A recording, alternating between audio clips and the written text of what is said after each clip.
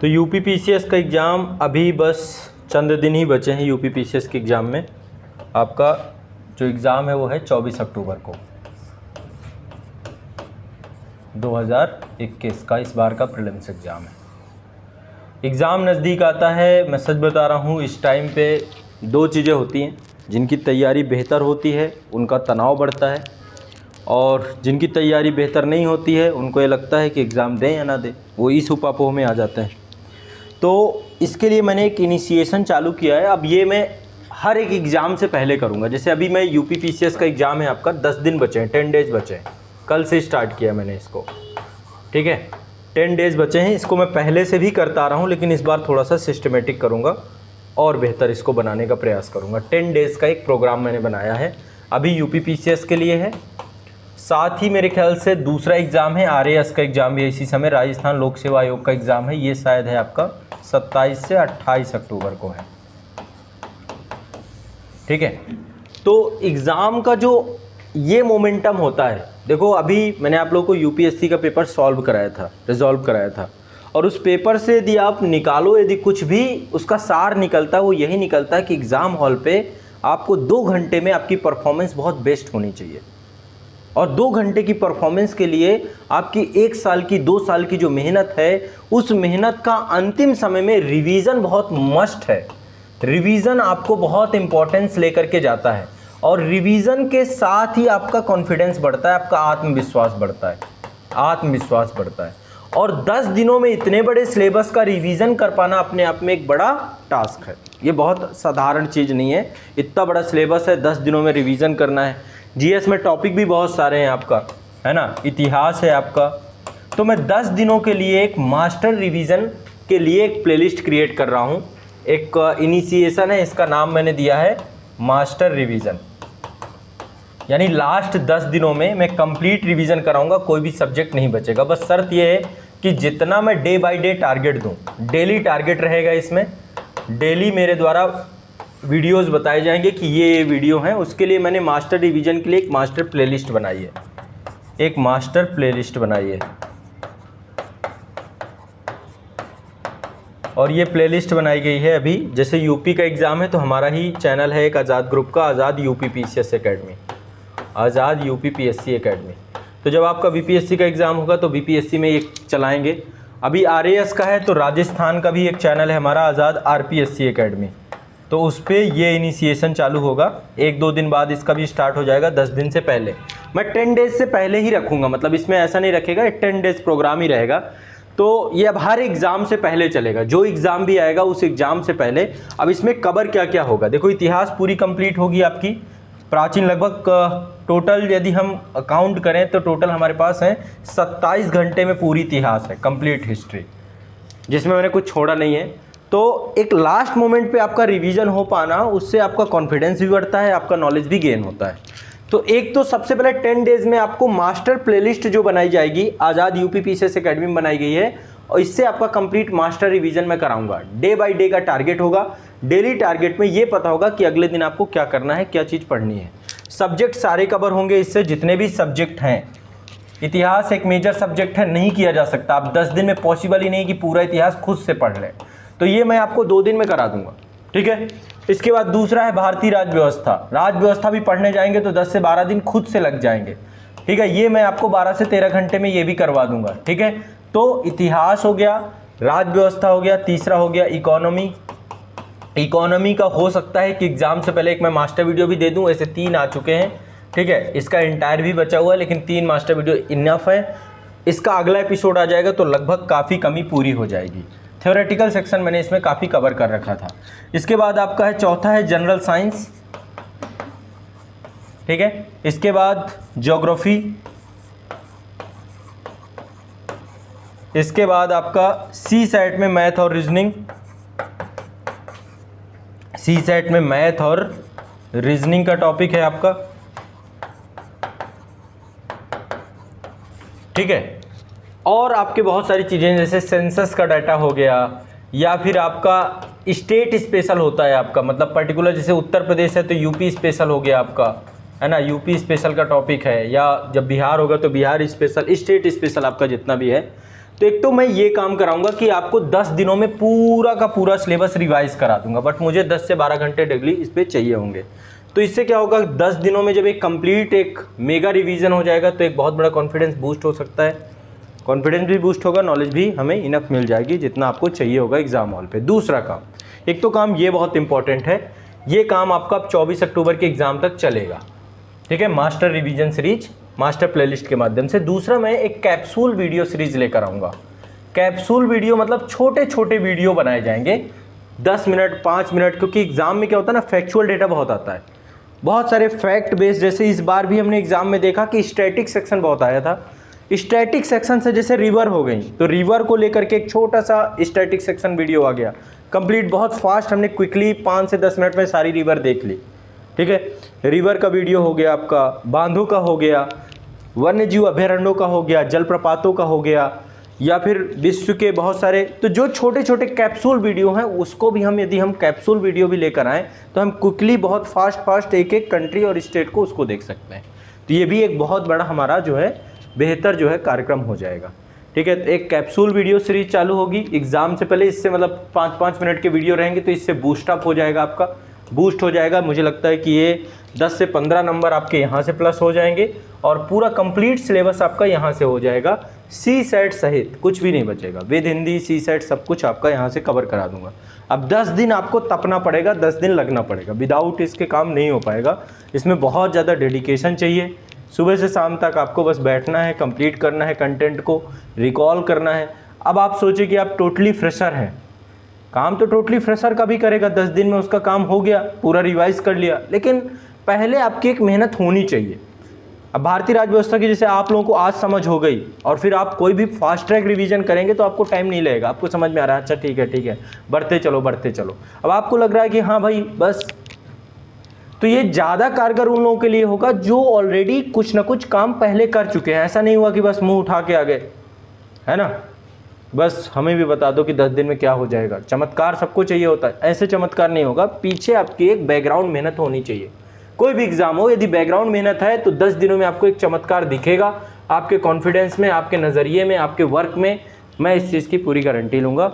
यदि पेपर के बाद आऊँगा, पेपर सॉल्व भी कराऊँगा और मैं दिखाऊँगा कि हाँ आया है क्वेश्चन। इस बार यूपीएससी का आया था, आपके सामने मैं पेपर लेके खड़ा था, ठीक है। आप मेरे साथ पेपर कर रहे थे तो आपको भी लग रहा था कि हाँ कहीं पर भी क्वेश्चन में ऐसा नहीं है कि इस क्वेश्चन को आपने ना सुना ना पढ़ा ना, ऐसा नहीं। कुछ क्वेश्चंस होते हैं वो छोड़ने ही है, वो मैं पहले ही बताता हूँ कि 100% किसी को नहीं पता होता, 50% सिलेक्शन के लिए सफिशेंट होता है, ठीक है। तो बस ये एक इनिशिएशन है और इस पे हम लग के काम करेंगे। मैं प्रॉपर अब लगातार मतलब कि सुबह से शाम तक में पर डे जो है 2-3-4 कैप्सूल वीडियो छोटे छोटे हर एक टॉपिक से, कुछ हिस्ट्री से, कुछ पॉलिटी से, कुछ ज्योग्राफी से, कुछ इकोनॉमी से। भाई जैसे पॉलिटी है, संविधान के आर्टिकल ज़्यादा नहीं, 2-3-4 मिनट में कंप्लीट कर दिए, मेन आर्टिकल्स उठा के देख लिए, ठीक है। तो फास्ट ट्रैक, सब चीज़ें फास्ट ट्रैक, ताकि एक बार रिकॉल हो जाए। तो रिकॉल के लिए एक कैप्सूल वीडियो सीरीज रहेगी और ये आपका जो है फास्ट ट्रैक रिवीजन, एक मास्टर रिवीजन मास्टर प्लेलिस्ट के माध्यम से। तो इसकी तो प्लेलिस्ट मैंने बना दी है, आज़ाद IAS एकेडमी, आज़ाद UP PCS एकेडमी में शायद ये प्लेलिस्ट आ गई है आपकी, ठीक है। एक की प्लेलिस्ट मैंने बना दी है, शायद इसमें मेरे ख्याल से टेलीग्राम में आ गई थी आपकी प्लेलिस्ट, यहाँ पे भेजी भी है। ये आज़ाद IAS एकेडमी का टेलीग्राम है, इसमें मैंने भेज दी थी प्लेलिस्ट,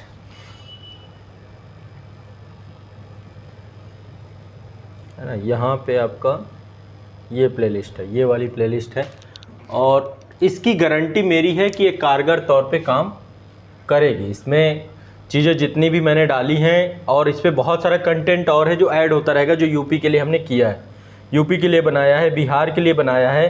देखो मैं सही बताऊं तो ईमानदारी पूर्वक यदि आप मेरा पूरा कंटेंट कर लो यूट्यूब का, संभावना ही नहीं है कि आपका कोई भी पीटी रुक जाए, सवाल ही नहीं उठता। इतना काम मैं ऑलरेडी करा चुका हूँ। और जो लोग बिल्कुल फ्रेशर हैं, अब जैसे वर्ल्ड ज्योग्राफी के मेरे सीरीज़ हैं, विश्व के प्रमुख स्थल रुद्र देश हो गया, स्थानीय पवनें हो गए, विश्व की प्रमुख prairie, steppe, veld down, savanna, selvas, pampas, llanos, ठीक है।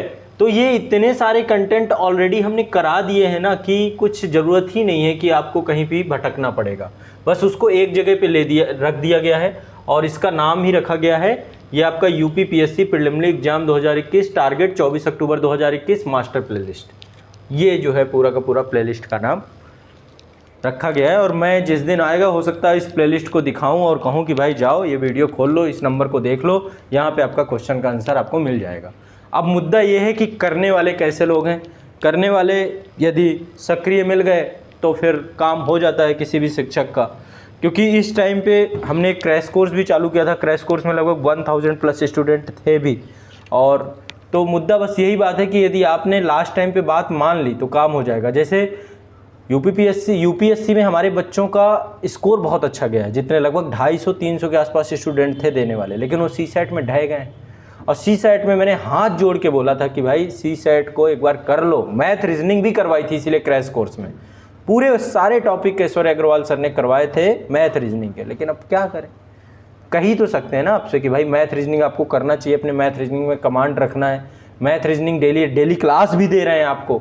2 बार उन्होंने कराया, 2 बार मैथ 2 बार रीजनिंग कराया। किसी को कुछ पड़ी नहीं है, सबको लगता है अरे 33% दिमाग में जैसे आता 33%, क्यों पढ़ना, क्यों मेहनत करना।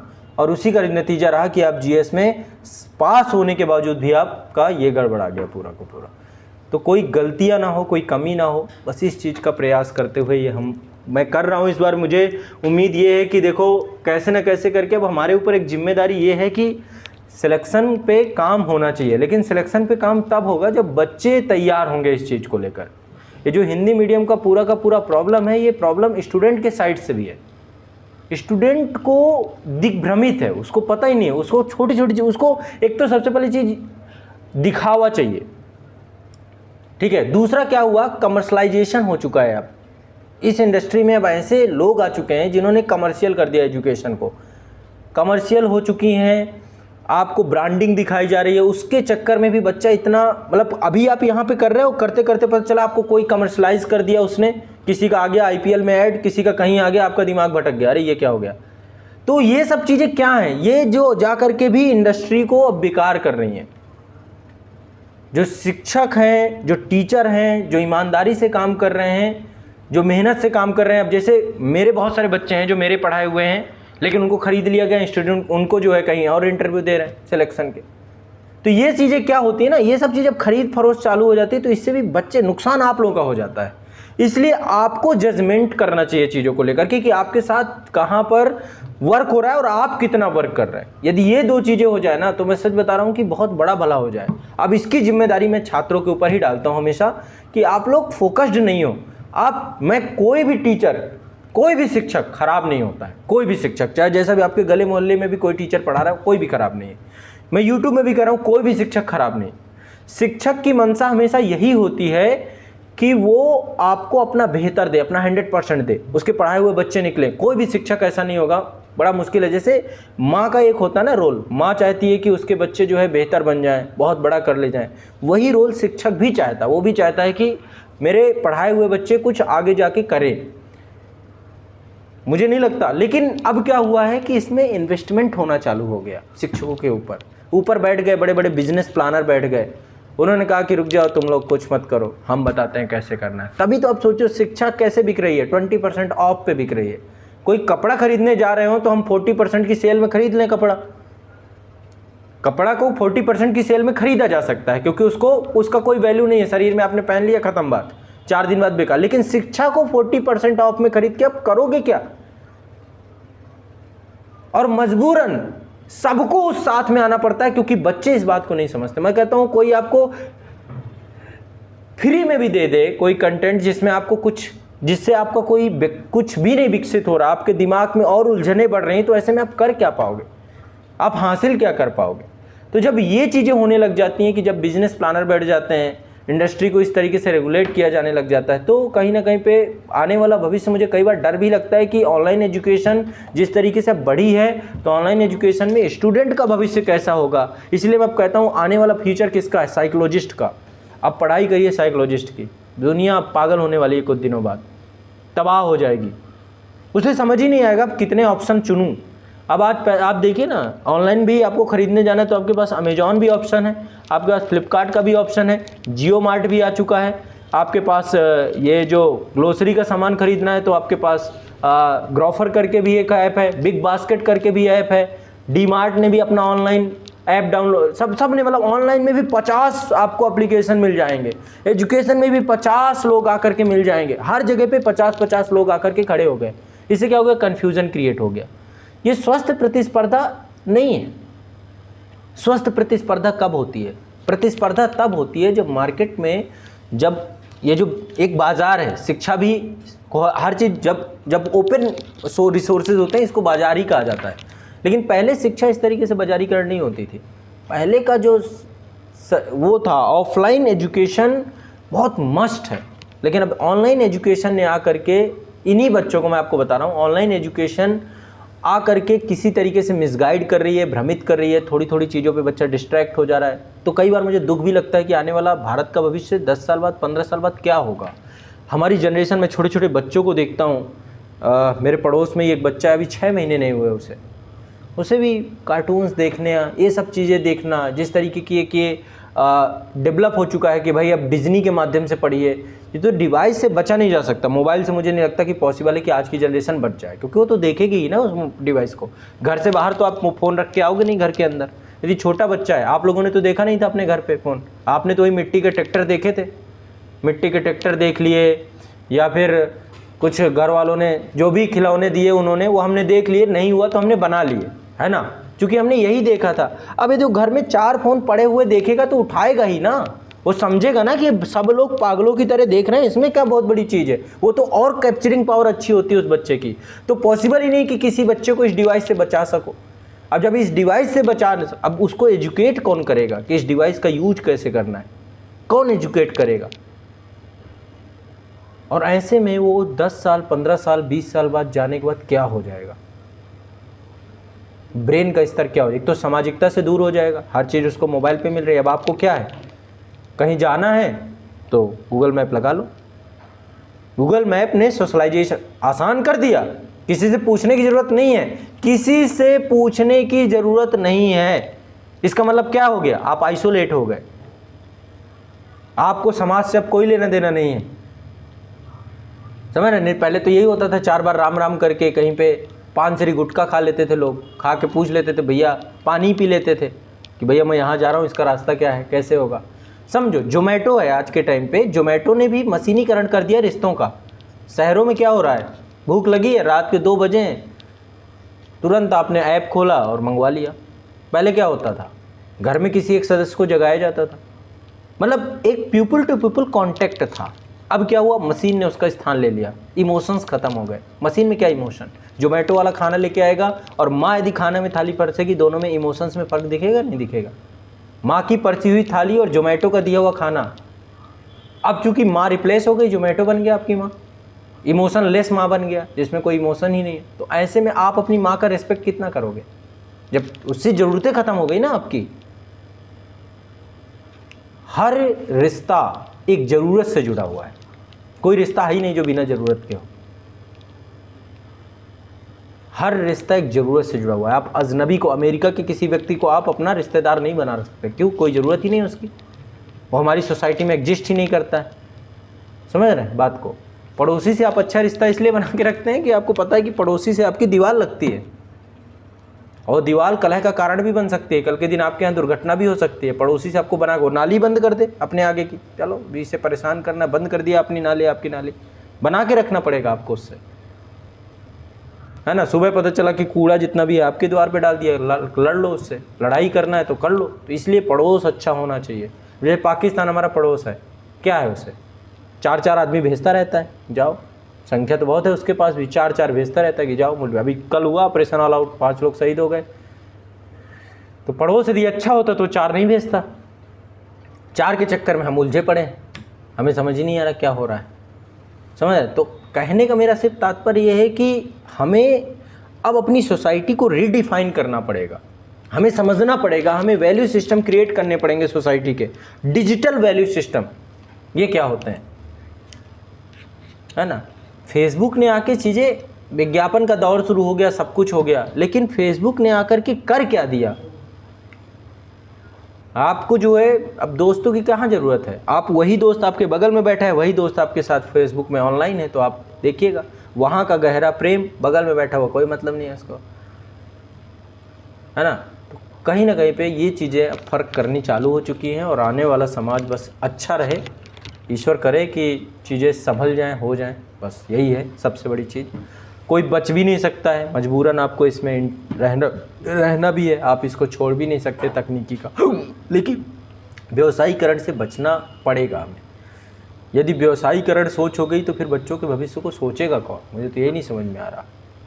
पहले होते थे कि एक प्रॉपर इस चीज़ को लेकर के प्रतिस्पर्धा रहती थी, लेकिन अब उस चीज़ को लेकर के यदि यही हो जाएगा कि कमर्शलाइजेशन इतने बड़े तेज़ी से बढ़ जाएगा तो फिर कहानी वही हो गई कि यार मैक्सिमम बेनिफिट पे काम करती है सोसाइटी, मैक्सिमम बेनिफिट चाहिए, और मैक्सिमम बेनिफिट के चक्कर में मैं आपको बताता हूँ, आज तक मैंने एडवर्टीजमेंट के नाम पे 10 पैसे नहीं खर्च किए।